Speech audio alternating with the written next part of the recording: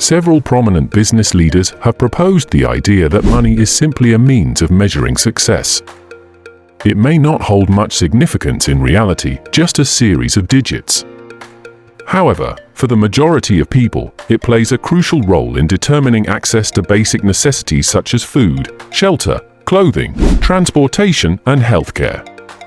Some individuals seem to have an endless supply of money, as if connected to a never-ending source of wealth. Which brings us to Burt Reynolds. How, you might ask? Well, keep watching and find out the real reason why he died broke. Burt Reynolds spent years as a hard-working actor, taking on supporting roles in TV shows like Gunsmoke and Flipper during the mid-1960s. His big break came when he starred in his own series, Hawk, in 1966, followed by another lead role in Down August in 1970. His film career took off in 1972 with the release of Deliverance, and his public image received a boost after posing nude for Cosmopolitan. From then on, he continued to star in one movie after another, as well as engaging in star-studded romances. Additionally, he often filled in as a guest host on The Tonight Show when Johnny Carson was unavailable. Over time, Burt Reynolds became a bit of a stereotype, a charming Southern man with a penchant for fast cars and beautiful women. This image stuck with him whenever his name was mentioned, and he didn't seem to mind. In fact, it was quite accurate. During the 1970s and 1980s, Reynolds experienced great success. He received numerous film roles and substantial income.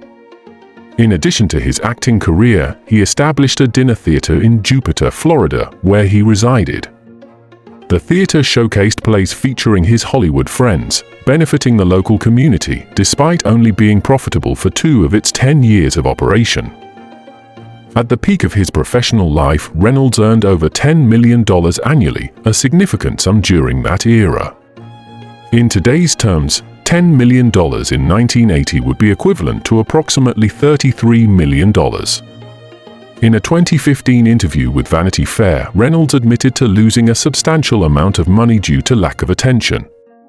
He invested around $20 million in various restaurant chains that ultimately failed. Furthermore, his marriage to Lonnie Anderson had a detrimental impact on his financial situation. After the divorce was settled, Burt was left with only $5 million. It must have been regrettable for him to have signed that prenup, wouldn't you agree? In order to make ends meet, he had to sell off a majority of his properties, including his theater, and auction off many of his personal belongings and collectibles. The luxurious waterfront residence he used to own was bought by an acquaintance of his during the liquidation of his assets. Luckily, this acquaintance allowed him to reside there for a minimal rent until he could regain financial stability. During his time at Florida State University, Reynolds participated in football and aspired to become a police officer. However, his interest in acting was piqued when he performed Shakespeare for an English class. This led him to pursue a career in theater, eventually transitioning to television in the late 1950s. His first film role was in the 1965 movie Operation CIA, but it was his major role in Deliverance in 1972 that truly launched his acting career. Reynolds' personal life was closely intertwined with his professional endeavors. He married his first wife, Judy Kahn, in 1963, but they divorced after 2 years. He also had relationships with singers Dinah Shore and Tammy Wynette, but his connection with Sally Field, his co-star in several films, stood out. Despite their strong bond, Reynolds never married Field. Instead, he exchanged vows with another co-star, Lonnie Anderson. Both Anderson and Field were esteemed actors in their own right. Field, like Reynolds, began her acting career on television in the early 1960s, while Anderson achieved success in the industry during the 1970s. Field and Reynolds crossed paths in 1976 and began dating. They shared the screen in 4 films, including the popular movies Smokey and the Bandit and its sequel, as well as The End and Hooper. Although they ended their relationship in 1980, they maintained an on-again off-again dynamic until 1982. In 1983, Anderson and Reynolds met while working together on the film Stroker Ace. However, it wasn't until 1988 that they officially started a romantic relationship. Their courtship was brief, as they tied the knot later that same year. Unfortunately, their marriage was fraught with difficulties, with rumors circulating about Reynolds being abusive towards Anderson. Eventually, Reynolds ended the marriage after cheating on her with a cocktail waitress. As expected, the divorce proceedings were messy and filled with intricate details.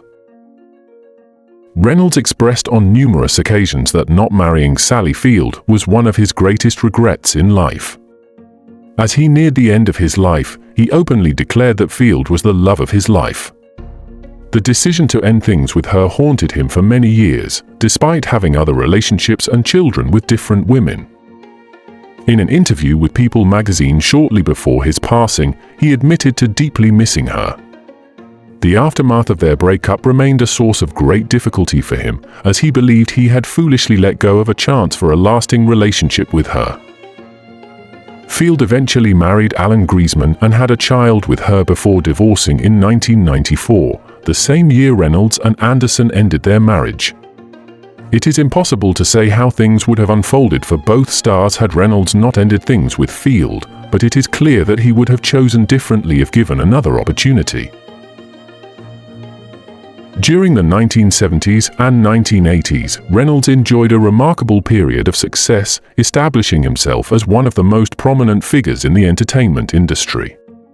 It seemed as though everything he touched turned to gold, with his films consistently dominating the box office for 5 consecutive years.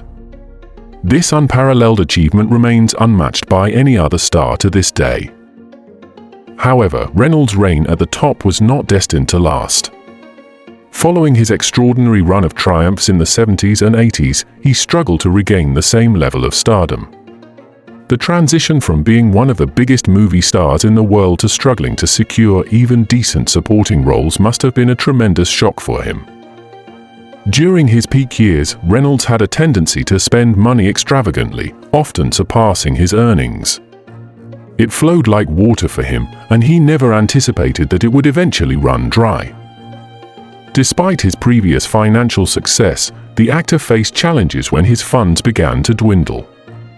In the past, he could easily replenish his bank account by signing new contracts and starring in films. However, as his popularity declined, maintaining his extravagant lifestyle became more difficult. At one time, Reynolds indulged in a luxurious lifestyle, traveling on his private jet and even purchasing his own helicopter to transport him to his jet. Additionally, he invested a significant amount of money in various properties, including mansions, a ranch, and extensive land holdings. While investing in properties can be a wise financial decision, Reynolds found himself in a predicament when he ran out of cash and accumulated substantial debts. To avoid bankruptcy, he was forced to sell off most of his assets one by one, bidding farewell to his extravagant possessions. When Reynolds and Anderson divorced in 1994, the court required him to reveal his debts and assets. Reynolds had debts exceeding $11 million, while his assets only amounted to $6 million. It was discovered that he owed more money than he initially thought. The IRS, his bank, former manager, and the Creative Artists Agency all demanded money from him. It was even revealed during the investigation that Reynolds owed his toupee manufacturer over $100,000. Following the divorce, Reynolds experienced a career resurgence with films like Striptease in 1996 and Boogie Nights in 1997, which earned him an Oscar nomination. However, this comeback was short-lived, and his career soon stalled once again. Throughout the rest of his life, Reynolds faced financial difficulties. He lost one of his estates due to missed payments and was labeled a California tax delinquent. Despite not being completely destitute in his final years, Reynolds did not have the wealth expected of someone with his former A-list status. He spent his remaining years on an estate in Palm Beach County. Burton Leon Reynolds Jr. was born on February 11, 1936, to Harriet Finette and Burton Milo Reynolds Sr. His family had a diverse heritage, including Dutch, English, Scots-Irish, Scottish, Cherokee, and Italian roots. Throughout his career, Reynolds often claimed to have been born in Waycross, Georgia. However, in 2015, he revealed that he was actually born in Lansing, Michigan. According to his autobiography, Lansing was where his family resided when his father was drafted into the United States Army. After his father's deployment, Reynolds, his mother, and his sister joined him at Fort Leonard Wood, Missouri, where they lived for 2 years. Following his father's assignment to Europe, the family relocated to Lake City, Michigan, where his mother had grown up. In 1946, the family moved once again, this time to Riviera Beach, Florida. It was during his time in 6th grade in Riviera Beach that Reynolds formed a lifelong friendship with Dick Hauser. Eventually, Reynolds' father became the chief of police in Riviera Beach, which is located near the northern end of West Palm Beach, Florida. In Riviera Beach, he was known by the nickname Buddy. During his sophomore year at Palm Beach High School, Reynolds excelled as a fullback, earning the titles of First-Team All-State and All-Southern, and attracting numerous scholarship offers. Following his graduation from Palm Beach High School, he pursued higher education at Florida State University through a football scholarship. During his time there, he played as a halfback and commenced his football career in 1954. While at the university, he shared a room with Lee Corso, who would later become a renowned college football coach, broadcaster, and analyst. Additionally, he became a member of the Phi Delta Theta fraternity. Reynolds displayed exceptional talent in football during his freshman year. Unfortunately, his sophomore season took a turn for the worse when he sustained a knee injury during the first game. Later that year, he encountered a severe car accident which resulted in the loss of his spleen and further knee injury. Consequently, he had to take a hiatus from the university for nearly 2 years. In order to continue his studies, he enrolled at Palm Beach Junior College, PBJC, located in the nearby Lake Park in early 1956. Upon his return to Florida State in 1957, Reynolds rejoined the football team despite the lingering effects of his car accident injuries. However, his performance was hindered by the leg injury sustained in the accident. On October 12, 1957, he was unjustly held responsible for the team's defeat against North Carolina State University. Immediately after the game, he informed his teammates that he was retiring from football. Reynolds attended PBJC in the beginning of 1956, where he took an English class instructed by Watson B. Duncan III. Under Duncan's guidance, Reynolds was encouraged to audition for a play called Outward Bound, which Duncan was producing. Impressed by Reynolds' reading of Shakespeare during class, Duncan cast him in the lead role, ultimately leading to his victory of the 1956 Florida State Drama Award for his outstanding performance. Reflecting on this experience, Reynolds later remarked, "I uttered just 2 words and they granted me a leading role." In his autobiography, he acknowledged Duncan as his mentor and the most influential person in his life. Reynolds passed away from a heart attack at the Jupiter Medical Center in Jupiter, Florida, on September 6, 2018, at the age of 82. Reynolds' passing marked the end of an era in Hollywood, as he was a beloved and iconic figure in the entertainment industry. His death sent shockwaves throughout the world, with fans and fellow celebrities mourning the loss of a true legend. The private memorial service held for Reynolds was a heartfelt tribute to his life and career. Lonnie Anderson, his ex-wife, and their son Quinton took the lead in organizing the service, ensuring that it was a fitting farewell for the beloved actor. Close friends and family gathered at a funeral home in North Palm Beach, Florida, on September 20th to pay their respects. Among the notable individuals in attendance was Sally Field, Reynolds' former partner and co-star in several films. Field's presence at the memorial service was a poignant reminder of the deep connection they shared both on and off screen. The presence of FSU coach Bobby Bowden, friend Lee Corso, and quarterback Doug Flutie also highlighted Reynolds' passion for sports and his close relationships within the athletic community. After the memorial service, Reynolds' body was cremated, a decision that reflected his wishes and allowed for a more personal and intimate way of honoring his memory. His ashes were entrusted to his niece, Nancy Lee Brown Hess, who took on the responsibility of ensuring that Reynolds' final resting place would be a fitting tribute to his life and legacy. Finally, on February 11, 2021, Reynolds was laid to rest at Hollywood Forever Cemetery, a renowned burial ground for many Hollywood stars.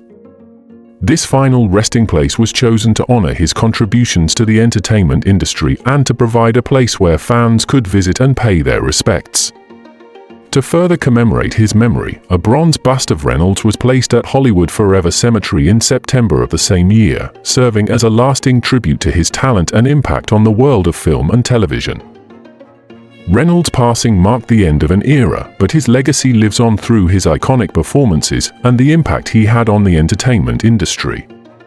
His memory will forever be cherished by fans and loved ones alike, and his contributions to film and television will continue to inspire future generations of actors and entertainers.